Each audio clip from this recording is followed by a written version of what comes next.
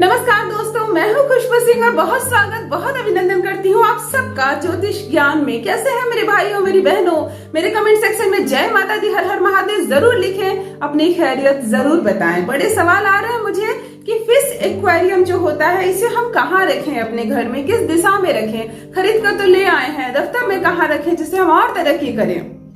चलिए थोड़ा सा ध्यान दीजिए मेरी बातों पर, मिथ्या बातों में ना आए। कहने के लिए लोग बहुत कुछ कहते हैं, इसे गिफ्ट कर दे दूसरों को, बहुत शुभ होता है, लक्ष्मी बरसती है।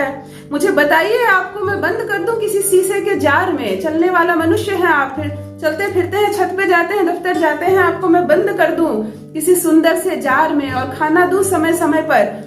आपके मुंह से श्राप निकलेगा या आशीर्वाद निकलेगा? मेरे घर में धन लक्ष्मी बढ़ेगी कि मुझे हाय लगेगी आपकी?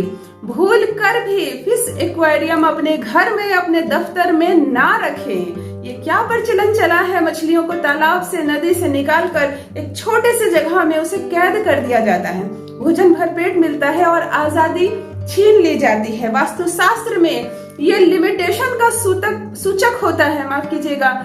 ये जहां आपने फिश एक्वेरियम रखा, बार बार दृष्टि आपकी जा रही है, उस घर में कोई ना कोई एक व्यक्ति, बिल्कुल ध्यान से देखिएगा, थोड़ी बारीकी से समझिएगा, जो अवस्था उस मछली की है वही अवस्था आपके घर में किसी न किसी व्यक्ति की या सब की हो जाएगी। सब बंध जाएंगे किसी चीज में। आप किसी एक ऐसी नौकरी में बंध जाएंगे जहां बहुत कम पैसा मिलता हो, अपमानित हो रहे हो आप, लेकिन नौकरी आप छोड़ नहीं सकते हैं, करना ही पड़ेगा। आप एक ऐसे घर में, आपका विवाह हो जाएगा जहां से अब निकल पाना कोई इस जन्म में संभव ही नहीं। आपके मुंह से ये शब्द निकलेगा कि मेरी तो ऐसे घर में शादी हो गई, अब कोई उपाय नहीं, इस जीवन मुझे भुगतान करना पड़ेगा। आपके घर में कोई ऐसा मरीज बन जाएगा, कोई ऐसी बीमारी हो जाएगी कि बस उसकी एरिया जो है, उसके कार्य क्षेत्र सीमित हो जाएंगे। मुझे तो भाई ये बीमारी हो गई है, अब मैं कहीं नहीं जा सकता, अब तो मुझे बस यही रहना है, यही समय काटना है। इस तरह के शब्द गूंजेंगे आपके घर, आपके घर वालों के जीवन में, क्योंकि किसी के जीवन को आपने सीमित कर दिया है, तो उसकी आशीर्वाद आपको भर भर कर नहीं मिलने वाली, कहीं से धन नहीं बरसने वाला है।